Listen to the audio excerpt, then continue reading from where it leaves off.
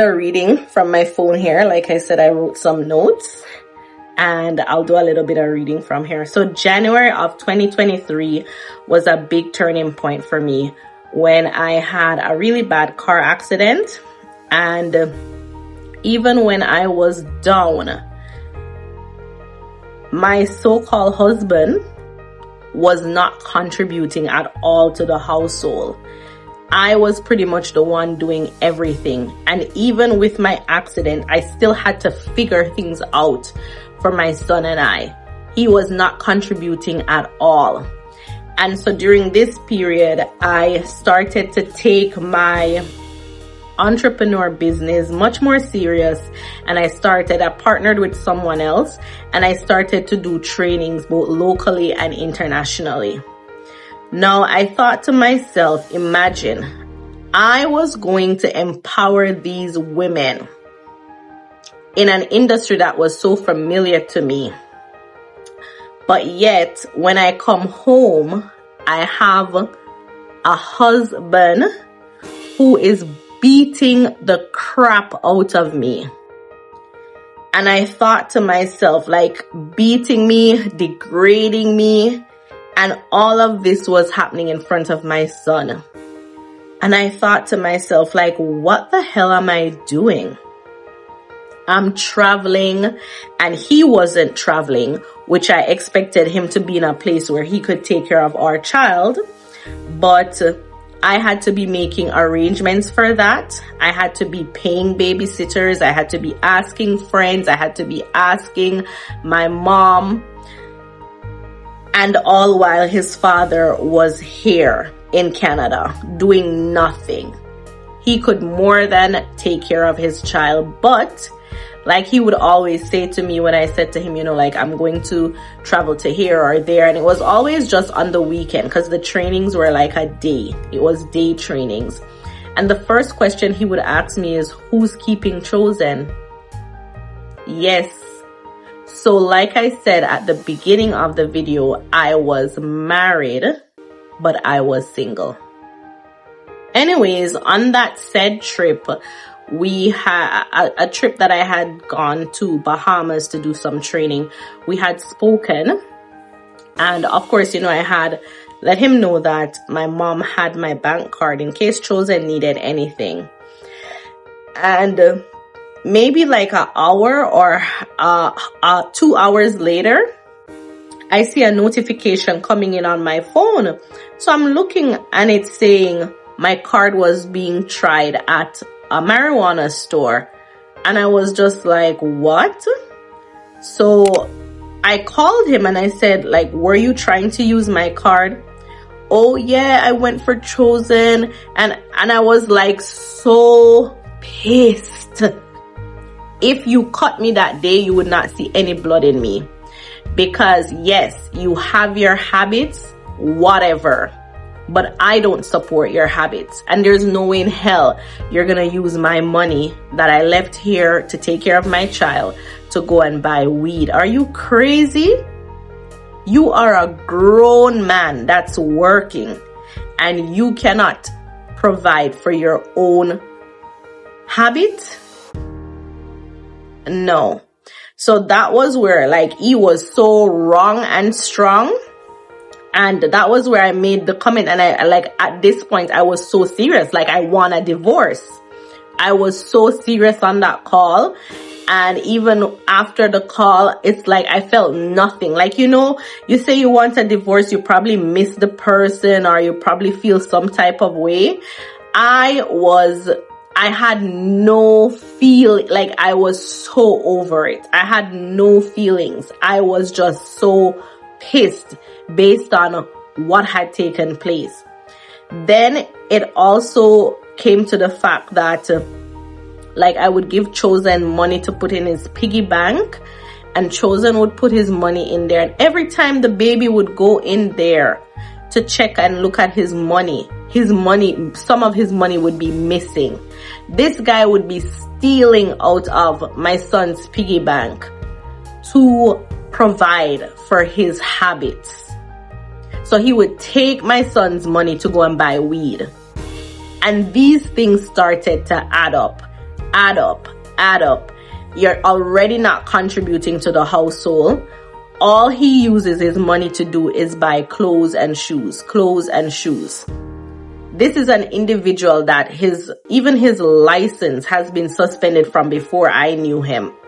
And over the time, I would think that a man that has sense, that has a vision, would try and sort his life out even in that way.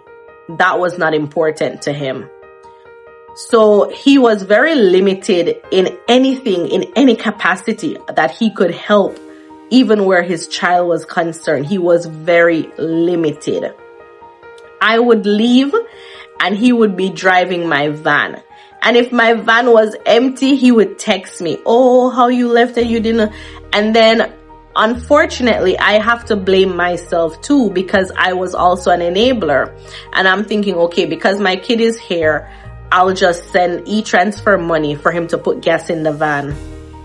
I know what you guys are saying. I know it's crazy. I know. So that was the type of life that I was living. And in the same breath, I am taught to cover my husband a certain way because, be that Proverbs 31 woman who covers your family and this was what I was going through. I was going through a lot. I was suffering in silence. When I came back to Canada, I was just at that point where I went downtown to the courts and I wanted to find out what the divorce process was like in Canada. And after finding out all the information that I needed to find out, I realized it was very easy, especially because we shared nothing. No business, nothing. All we shared was a child. 11 years. And we shared nothing. I thank God, because then this process was very easy. It was an uncontested divorce and there was nothing much to it. So what they explained to me is that I would have to wait a year after the separation and then I could file. And guys, trust me, I filed ASAP. Like, I did not let days pass after the 1 year came. And I'm gonna drop a snippet of the video here to show you guys, like, when I went downtown, did my paperwork, all of that. Like, I was even encouraging women who are in the similar situation that I was. Listen, I will help you fill that paperwork out. Once you are ready and you've made up your mind, I will help you. Uncontested, let's do it. 1, 2, 3, and you are done. So I had gone through that and, the process was very easy and I was very happy with doing it. Now, when I had come back from Bahamas in 2023, and that's where I was, like I said, I had made up my mind, started to get information to know. So he had called me and was saying, he wanted to talk. So I said, okay, fine. Now we're in the apartment and he's talking and he's like, oh, how I made him settle down and now I want a divorce. I want to leave him. And I literally was in a situation where, like, when you've watched a movie and they are literally trying to diffuse the situation with the terrorists. So he starts to walk around to the kitchen. And because I have had my past experiences where this guy has pulled a knife on me multiple times, I pretty much told him what he wanted to hear. Oh, I'm gonna stay, let's work on us, blah blah blah blah blah. I was so disgusted at this point because it's like I had to be settling, and it was to the point where, like, I knew there was a lot of work that needed to be done in our marriage. And I was the one that kept encouraging, let's do couples counseling. Let's go travel, like things that I thought would fix us. But he was always saying no. So if one person is fighting for a marriage, how can it work?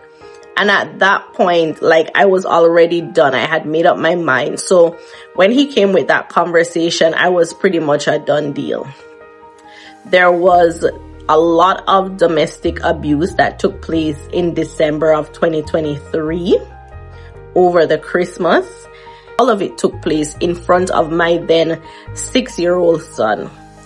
And so I made the decision that I'm going to pack my son up and myself, and we're going to head to Jamaica. My mom was there, and we head to Jamaica for the new year. And it was just such a liberating feeling to not be around this guy, because it was just so toxic being around him. We enjoyed Jamaica. My son loves it there. We always enjoy the time. And then the thing about it is, my son, he always celebrates New Year with my mom. So she was not here. We were going to her. And so we had the most amazing time away from this guy. And we were able to just be able to breathe for a bit. And that's what I also wanted for my son. Because, you know, they go back to school and you're like, oh, how was your holiday? I did not want all the abuse that he saw over the Christmas to be the topic of his conversation. So I took that trip as well in hopes that, you know, he would not think about what took place so much, but he would more be in a space to talk about how much fun he had while he was vacationing in Jamaica. January of 2024, he got fired from his job. Now, in February, my son and I were downstairs because I usually come to the back and he can play and stuff. And so he says to me, he disclosed to me and he goes, Mom, you know, Daddy has like 2 girlfriends. And I was like, no, I didn't know. And I kind of just like let him share what he felt he needed to share with me at that time. And it was crazy to me because this man is supposed to be home looking for a job, but instead he's at home having an affair. And so that's how I found out about his affair. Guys, I can laugh now. I can laugh now based on how everything unfolded. I was not laughing then. And as you guys could have seen, I completely had a crash out on my Instagram that time. But I can laugh about it now because it's pretty much just hilarious to me at this point. So anyways, after my son disclosed that information to me, I decided to buy a voice recorder on Amazon. And so I bugged our bedroom. And of course, within one day, not days and days and days of recording, within one day, God exposed everything to me. You can never forget about that. This is stamped in your mind. This is stamped in your mind, your soul, and your body.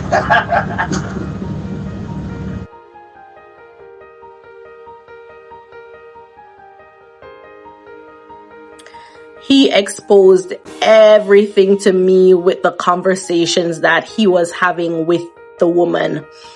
And, you know, it was so crazy because as human as I was so upset. I was pissed when I found out. I don't even know why I was pissed, because I've been praying and just saying to God, like, if you could give me a way out of this covenant of a marriage, because this marriage don't make sense. And for me, adultery was the biggest step that could be like, yes, here is my free ticket to get out of this situation.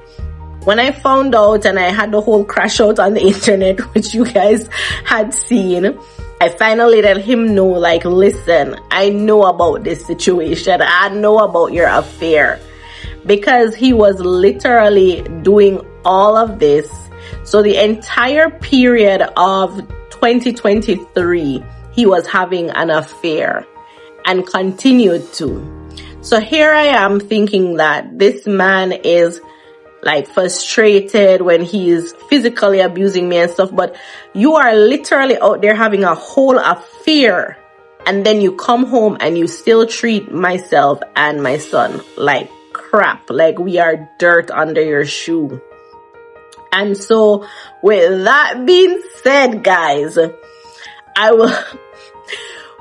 I messaged her, because I had gotten her number out of his phone, and she started to send some weird messages back to me, and it was just so hilarious to me because she was saying things like, oh, I should take her husband if I don't. I'm gonna post the stuff here for you guys to see. It was so funny. I think all of that came out like you guys saw the crash out for sure. And it also gave me a space now where I felt like, okay, enough is enough. And I'm going to open up and talk about what's taking place, the abuse, all of that. You know, like if anything should ever happen to me, at least it wasn't that, okay, if I am gone, people are going to be like, oh, but she used to post her family and everything looked great and everything looked... No, I started to post what actually was my reality. And that reality was I was suffering in silence. I tried to reach out to the woman because I wanted to have a sit down with her. And the reason I wanted to do this is because with him being a narcissist, and I like at this point, I literally was able to say, okay, I know what the patterns of a narcissist is. And so I didn't want to hear anything from him. I was at the point where I wanted to talk with this woman because even, guys, honestly, even if she was going to lie to me, I would take the lie that she's giving me over the truth that he's going to fabricate for me.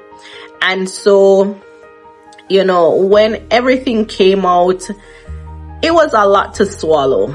It really was a lot to swallow. And it was at that point that I officially said it was time to throw in the damn towel. Enough is enough. And I am filing for a divorce. There was also some text messages that I saw, and these were older messages to another woman. This was back in like 2018. And we were married from 2017. So this was like a year later, and he was up in the woman's DM talking all sorts of stuff with her. There was another set of messages that I saw in May of 2024. And I'm saying to myself, this guy's here, to the point where it reached a point where I had to, like, when I asked him to get out of my apartment, because it's my apartment, like, you don't live anywhere. And it's so sad that I met this person at 35. He's not getting younger. And there's no stability with this individual. And I look at the fact that the same way I met him is the same way I got him out of my life. I met him with his stuff in storage, catching at someone's yard, just came off some charges. And at the time I didn't know that it was DV charges, which is crazy. And here you are now, the same cycle. Your stuff is in storage. You are catching at your sister's yard now. And you are on charges. Crazy. And as a grown man, the cycle doesn't change. What happened? I had to call the police to get him out of my apartment, right? At this point, I had agreed for him to stay there until August of 2024, only because he had explained that he is looking into somewhere else. He's getting the place. I said, fine, no problem. When he took his paperwork over, they were saying he needed a co-signer, all of that fun stuff. Guys, would you believe then he comes back to me and wants to talk about, oh, let's work on our marriage. I'm gonna try and see if I can add some of these voice recordings for you guys to hear this person. I just want to tell you my side of the story. Please, I'm just begging you. Can you call me, please? That's all I'm asking for you to talk to me. Please, I'm begging you, baby. I don't want a divorce. I know what I did was wrong. I just want to talk to you, please.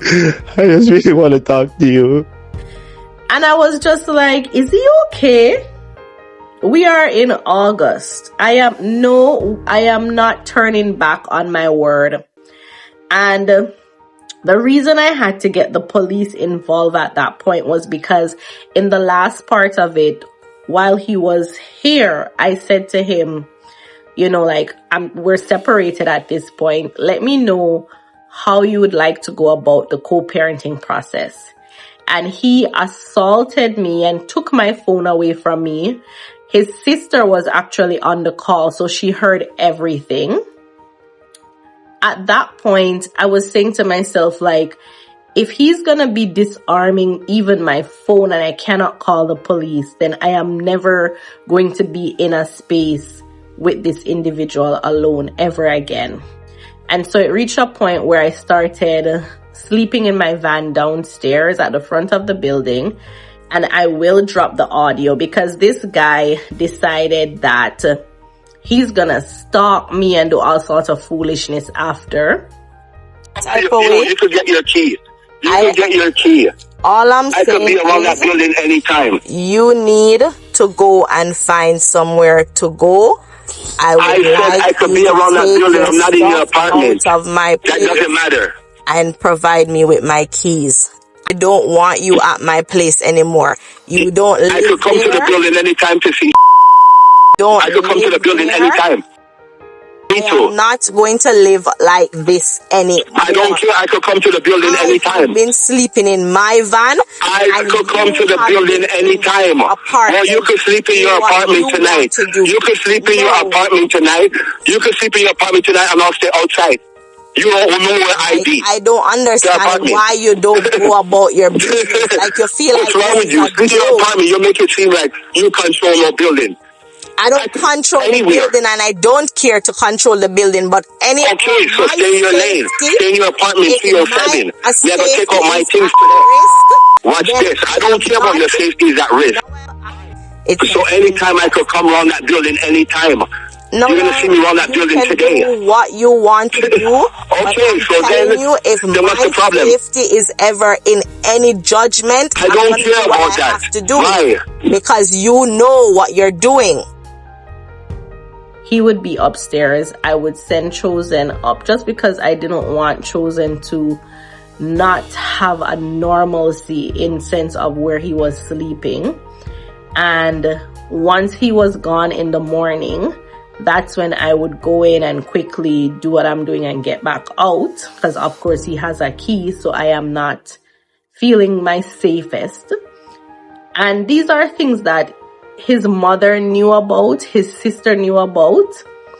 And none of them has tried to fix the situation in terms of, you know, letting him know that the things that he's doing is wrong. As a matter of fact, the mother, when found out about the affair, so the affair he was having was with a married woman at his workplace.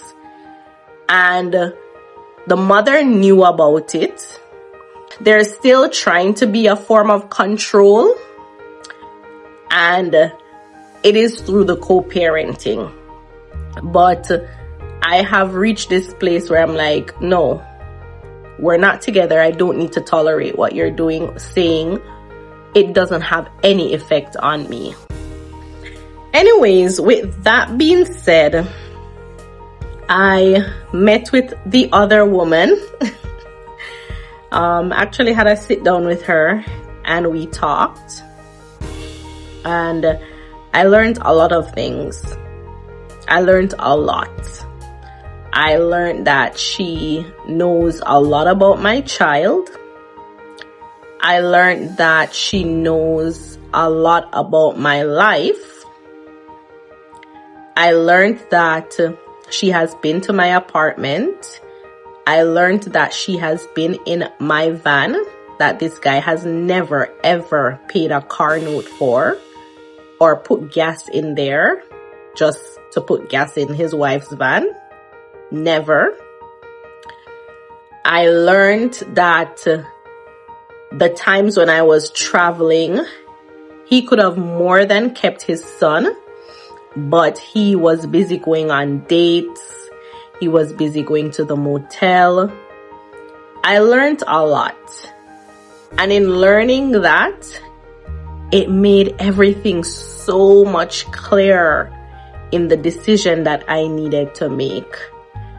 And the last straw for me was when he found out that I had spoken to her. I was picking him up one evening from work, and he got so enraged in the vehicle on me and started hitting me in my face. And Chosen was at the back of the van, seeing everything, crying, screaming, to the point where, you know, I had to eject from my own vehicle. I had to eject from my own van and run across the road to the hotel, and the manager came out and was assisting me. And all he was worried about when he came over, he's not remorseful about what he did. What he was worried about is that, oh, there's a police up the road. There's a police up the road. So I threw him out my van. And even that made me look at things like, this guy does not value, he does not respect me.